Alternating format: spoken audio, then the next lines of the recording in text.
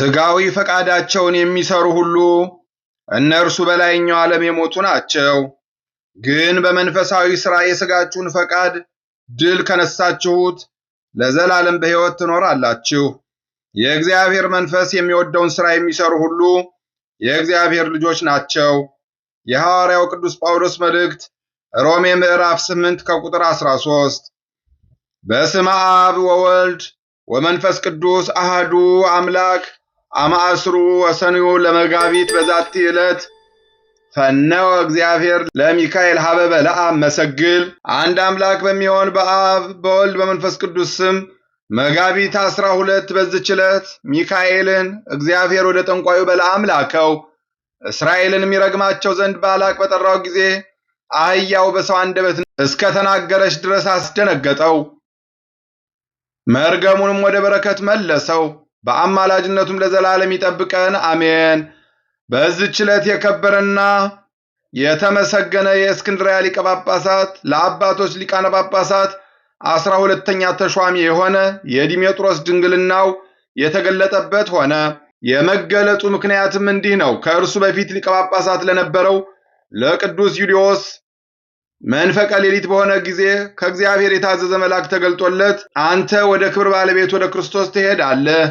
የወይን ዘለላ ይዞ ነገ ወደ አንተ የሚገባ ሰው ከአንተ በኋላ ሊቀ ጳጳስ ሊሆን የሚገባው እርሱ ነው አለው። ማግስት በሆነ ጊዜም የከበረና የተመሰገነ ዲሜጥሮስ የወይን ዘለላ ይዞ ወደ ከበረ ዩልያኖስ ዘንድም ገባ። ቅዱስ ዩልያኖስም ያዘው፣ ከእኔ በኋላ ሊቀ ጳጳሳታችሁ እነሆ ብሎ ለሕዝቡ አስረከባቸው። ስለ እርሱም የእግዚአብሔር መልአክ እንደገለጠለት ነገራቸው። አባ ዩልያኖስም ባረፈ ጊዜ በወንጌላዊው ቅዱስ ማርቆስ ወንበር ላይ ሊቀ ጳጳሳት አድርገው ሾሙት።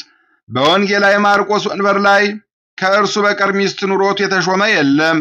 ሰይጣንም በሰዎች ልቡና አደረ፣ በእርሱ ላይም በመናገር የሚያሙት ሆኑ። ስለዚህ ነገር እግዚአብሔር የታዘዘ መልአክ ለቅዱስ ዲሜጥሮስ ተገልጦ እንዲህ አለው፣ ከሕዝቡ የሚያሙሃሉና ከልባቸው ጥርጥርን ልታርቅ ይገባሃል። ከሚስትህም ጋር ያለው የገድልህን ምስጢር ልትገልጥላቸው ይገባሃል። አንተ ራስህን አድነህ በአንተ ምክንያት ሌሎች ይጠፉ ዘንድ አይገባም። ቸር ጠባቂ ከሆንክስ ወገኖችን ለማዳን ታገል። ማግስትም በሆነ ጊዜ ይህ መጋቢት 12 ቀን ነው። የቁርባንን ቅዳሴ ቀደሰ። ሕዝቡንም እንዲጠብቁ እንጂ ከቤተ ክርስቲያን እንዳይወጡ አዘዛቸው። ደግሞም እሳትን እንዲያነዱ አዘዛቸው።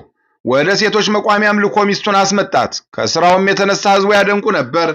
ምን ሊሰራ እንደፈለገ ሕዝቡ አላወቁምና። ከዚህም በኋላ ቅዱስ ዲሜጥሮስ ተነስቶ ተንቀሳቀሰ። ከእሳቱ መካከልም ገብቶ በመቆም እሳቱ እየነደደ በውስጡ ጸለየ። ከእሳቱ ፍህም በእጁ ዘግኖ በልብሰ ተክህኖ ላይ አኖረ። በእሳቱም ውስጥ ቁሞ ለረጅም ጊዜ ጸለየ። በልብሰ ተክህኖም ውስጥ ያለ እሳትም አይቀጣጠልም። ከዚህ በኋላ ሚስቱን ጠርቶ ያንን እሳት በመጎናጸፊያዋ ውስጥ ጨመረ። ረጅም ጸሎትም ጸለየ። እሳቱንም ከልብሶቻቸው ምንም አላቃጠለም። ሕዝቡም አድንቀው እግዚአብሔርን አመሰገኑ። ሕዝቡም ይህን ሥራ በምን ምክንያት እንደሰራ ያስረዳቸው ዘንድ የከበረ ዲሜጥሮስን ለመኑት። እርሱም ከሚስቱ ጋር ያለውን ገድሉን ገለጠላቸው ያለ ውዴታ፣ እርሷም ጋብቻን ሳትሻ እንዳጋቡት። እንዲህም አለ፣ እነሆ በአንድነት እኛ 38 ዓመት ስንኖር በጋብቻ ሥርዓት ከተገናኘንበት ጊዜ ጀምሮ በአንድ አልጋ አንድ ልብስ ለብሰን እንተኛለን። ግን ወንዶች ሴቶችን በግብር እንደሚያውቋቸው ሴት እንደሆነች አላውቃትም። ከዚህም ሁሉ ዘመን በየሌሊቱ የእግዚአብሔር መልአክ ከሰማይ እየወረደ በክንፎቹ ይሸፍነናል። ይህንንም በዚህ ሁሉ ዘመን ከሰው ወገን ለማንም ከቶ አልገለጥኩም፣ ልገልጠውም ከቶ አልሻምና። ግን እናንተ ከበደል ትድኑ ዘንድ እርሱ እግዚአብሔር አዘዘኝ እንጂ አላቸው። ካዩትና ከሰሙትም የተነሳ ሕዝቡ እጅግ አደነቁ፣ እግዚአብሔርንም አመሰገኑት። እርሱን ስለማማታቸው የበደሉትን በደል ይቅር ይላቸው ዘንድ እያለቀሱ ቅዱስ ዲሜጥሮስን ለመኑት። እርሱም ስህተታቸውን ይቅር ብሎ በጎ ሥራን ከሚጠላ ከሰይጣን እንጂ ከእናንተ አይደለምና አትዘኑ አላቸው።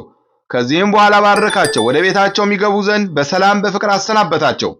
ከሊቀ ጳጳሳቱ ከቅዱስ ዲሜጥሮስ ካዩትም ታምራት የተነሳ እግዚአብሔርን እያመሰገኑ ወደ ቤታቸው ገቡ። በጸሎቱ የምትገኝ በረከቱ ከኛ ጋር ለዘላለሙ ትኑር አሜን። በዚህች ዕለት ደግሞ ከፍልስጤም ሀገር መላዚ በሰማዕትነት አረፈ። በረከቱ ከኛ ጋር ለዘላለሙ ትኑር አሜን። አንድ አምላክ በሚሆን በአብ በወልድ በመንፈስ ቅዱስ ስም መጋቢት 13 በዚች ቀን ልብጥያ በሚባል ሀገር የከበሩ 40 ሰማይ በሰማዕትነት አረፉ። ምስጋና ይሁን ለአብ ለወልድ ለመንፈስ ቅዱስ አንድ አምላክ በሚሆን ዛሬም ዘወትርም ለዘላለሙ አሜን።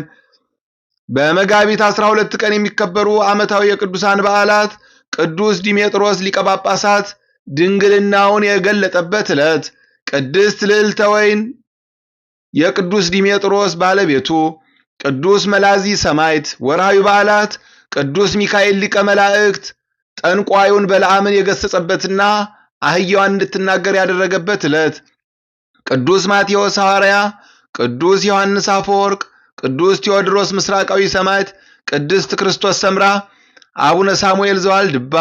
ሥጋዊ ፍቃዳቸውን የሚሰሩ ሁሉ እነርሱ በላይኛው ዓለም የሞቱ ናቸው። ግን በመንፈሳዊ ሥራ የሥጋችሁን ፈቃድ ድል ከነሳችሁት ለዘላለም በሕይወት ትኖራላችሁ። የእግዚአብሔር መንፈስ የሚወደውን ሥራ የሚሰሩ ሁሉ የእግዚአብሔር ልጆች ናቸውና። የሐዋርያው ቅዱስ ጳውሎስ መልእክት ሮሜ ምዕራፍ 8 ቁጥር 13።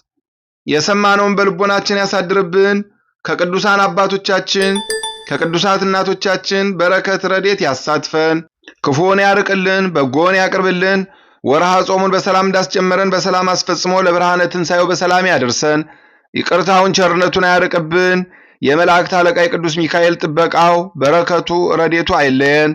አቡነ ዘበሰማያት ይትቀደስ ስምከ ትምጻእ መንግሥትከ ወይኩን ፈቃድከ በከመ በሰማይ ከማሁ በምድር ሲሳየነ ዘለለ ዕለትነ ኢየሱስ ክርስቶስ ከመ ይስረይ ለነ ኃጣውኢነ ተማኅፀነ ብኪ ኃይለ እግዚአብሔር አብይ ኦ እግዚእ ኢየሱስ ክርስቶስ ስረይ ኃጢአቴ ወኃጢአተ ኩሉ ሕዝብከ እማእሰር ኃጢአት እግዚአብሔር ይፍታ።